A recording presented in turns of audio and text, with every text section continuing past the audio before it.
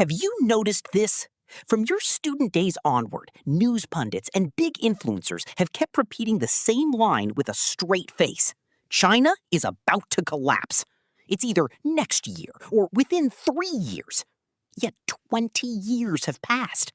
Not only has China not collapsed, it has become the world's second largest economy. It has also made impressive strides in high-speed rail, 5G, AI, electric vehicles, drones, and more without major failures. Strangely, the China collapse theory refuses to die. When one prediction fails, they simply find new reasons and restart the cycle. It's like a perpetual motion machine that resurfaces every few years. Today, let's explore this enduring mystery.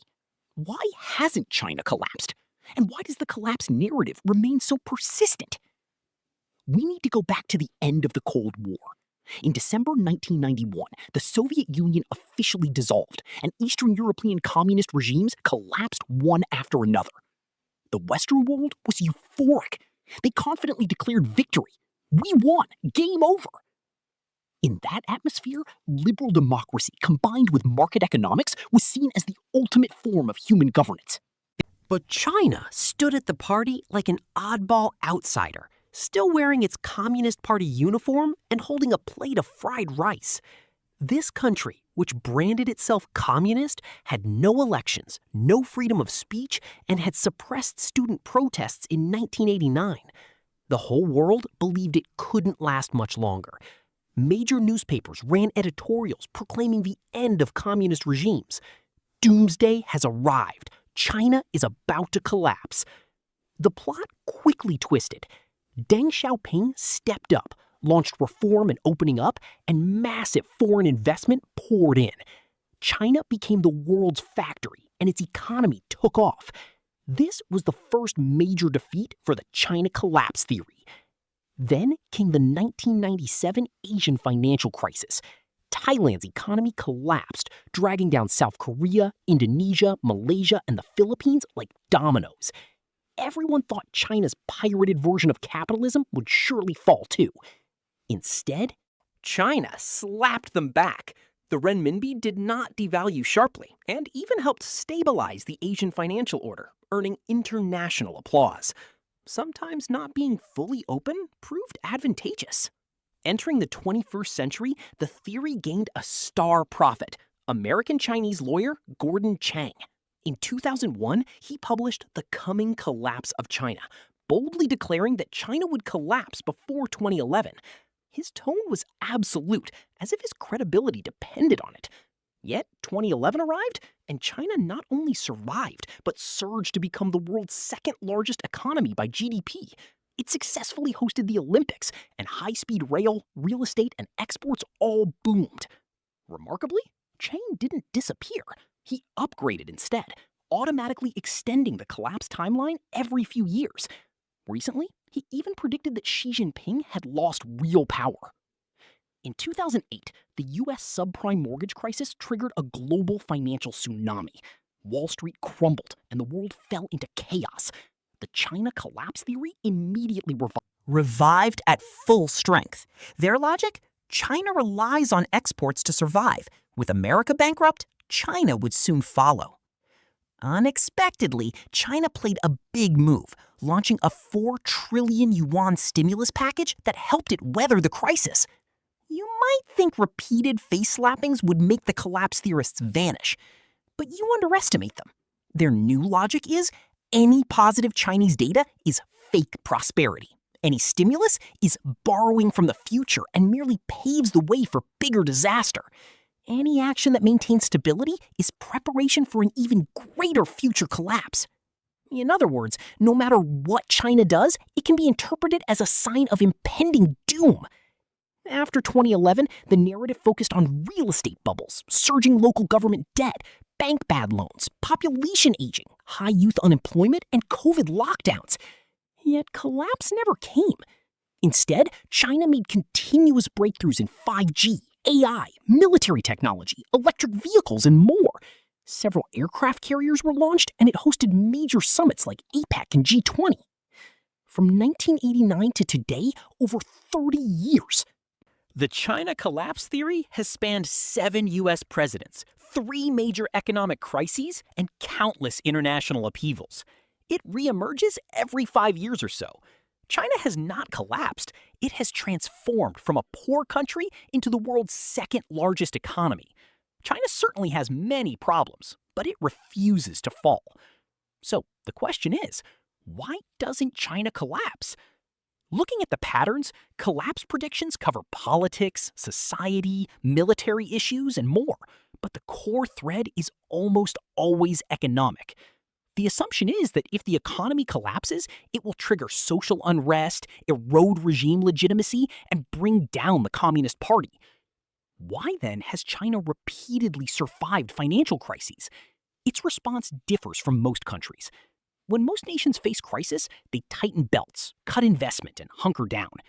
China, by contrast, doubles down on investment and goes into full infrastructure maniac mode. Extreme investment can create debt, but it immediately generates jobs and sustains growth. It's like a video game. When the boss beats you to half health, other players choose to heal in place.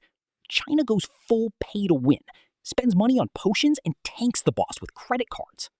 During the 2008 crisis, while other countries hesitated to spend freely, China injected 4 trillion yuan.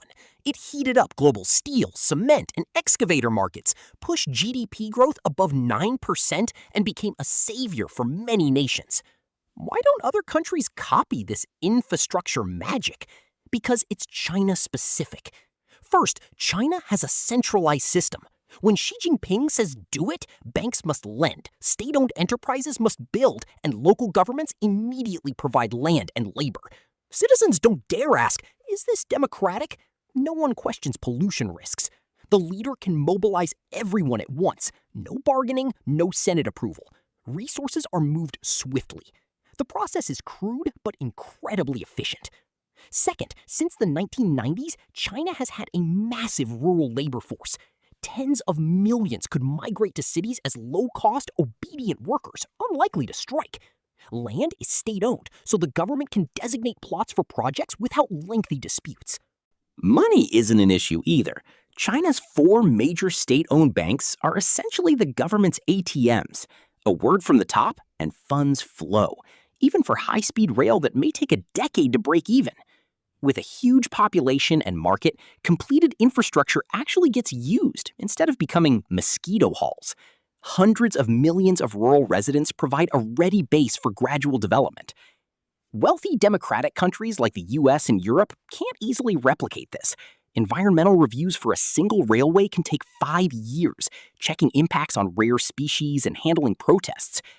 Young, low-cost labor countries in Africa and Latin America lack capital and technical expertise. Projects often stall midway and become white elephants. Brazil's big infrastructure push for the World Cup and Olympics led to debt explosions and unpaid civil servant salaries. India has money, population, and land, but suffers from low democratic efficiency. Its smart city plans often couldn't even handle basic drainage. Japan has money and technology, but limited land, saturated infrastructure, and a shrinking population. New builds would just become useless. The infrastructure remedy works for China because it uniquely combines a huge population, centralized power, complete supply chains, and state bank funding. This has allowed it to survive crises repeatedly. Recent years have been tough. Many small and medium enterprises have closed, white-collar salaries have dropped, factories have halted, and unemployment has spread in cities like Shenzhen and Guangzhou. Summer jobs pay as low as 9 yuan per hour. College graduates send out thousands of resumes with no interview callbacks. Isn't this collapse? Not quite. This is China's peculiar strength. It can be messy, painful, and exhausting, yet it doesn't fall. In other countries, economic hardship leads to street protests and ministers being hauled before parliament. But Chinese people's tolerance for hardship far exceeds Western expectations. Unemployed? Start a street stall. High housing prices? Endure across generations. Low wages and 996 schedules? Hang in there a bit longer. This just keep going national trait has prevented social collapse. I'm not saying China's economy is invincible or that the Communist Party is the only path. China has plenty of problems, but its system has strange ways of continuing. It's not that China doesn't collapse, it's that collapse theorists have severely underestimated its ability to endure. Next, let's look at the specific theories the collapse narrative uses and how China counters them. Export dependency theory. China relies on Western markets. If the West slows, China suffers more. Reality? China's 1.4 billion people form a massive domestic market that can absorb much capacity. Products can also pivot to Southeast Asia, Africa, and Latin America. During Trump's proposed 125% tariffs, China remained unfazed. Its export structure has upgraded from low-value clothing, toys, and shoes, easily replaced, to iPhones, EVs, solar panels, and 5G equipment with real technical barriers. Export dependency applied to pre-2010 China. Today's China is far less vulnerable to U.S. sanctions. Debt bubble theory. Local governments overborrowed for infrastructure, real estate overheated, and a burst would collapse banks and the regime. Reality? Most debt is domestic, not foreign borrowing like Sri Lanka's default. It's like borrowing from your left hand to your right, internal circulation. The big four banks are government-controlled. A directive prevents immediate explosion. Population crisis theory? Aging and shrinking workforce will stall the economy. Reality? China still has enormous total population. Even with a lower proportion of workers, the absolute numbers are huge. It graduates 12 million college students yearly, more than many countries' entire populations. China is also a leader in AI and automation, reducing labor dependence. State-owned enterprise, SOE efficiency theory? SOEs are bloated and inefficient, dragging down the economy. Reality? SOEs aren't meant for cutting-edge efficiency. High-risk innovation goes to private champions like Huawei, Xiaomi, DJI, and BYD. SOEs handle infrastructure and strategic sectors, including Sinopec, China Mobile, State Grid. They are large, somewhat inefficient monopolies providing essential public goods. The goal is stable operation to avoid public grievances, not maximum profit. Financial system theory, non-convertible RMB and opaque markets will eventually explode. Reality? During the 1997 and 2008 crises, tight controls actually protected China. While RMB isn't fully convertible, more international trade now settles in RMB. Collapse theories aren't entirely wrong. They spot real problems, but they miss China's buffering mechanisms. These mechanisms have costs, but they delay and soften any potential collapse. Why does the China collapse theory survive decades of being proven wrong? After the Soviet collapse, China was the only bad kid refusing to join the liberal democratic family. Everyone expected this troublemaker to flunk out. Instead, it not only survived, but thrived at a top-tier level, leaving observers frustrated. This acts as a psychological coping mechanism. You may be doing well now, but you'll collapse in the future. That makes people feel better. Gordon Chang and others aren't stupid. They know predicting collapse drives clicks, shares in family groups, book sales, and profits. The theory has evolved beyond prediction into a kind of faith. Faith needs no proof. Facts don't matter. It simply comforts a segment of people. Being anti-China remains a popular stance.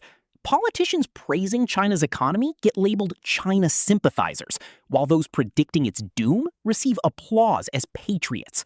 China's Great Firewall blocks many foreign sites. Inharmonious content gets censored. Accessing YouTube, Facebook, or Wikipedia often requires a VPN. In summary, China's resilience stems from unique structural advantages, pragmatic adaptability, and deep societal endurance. The collapse narrative persists more as ideology and clickbait than accurate forecasting. China has serious challenges, but its ability to muddle through and adapt continues to defy expectations.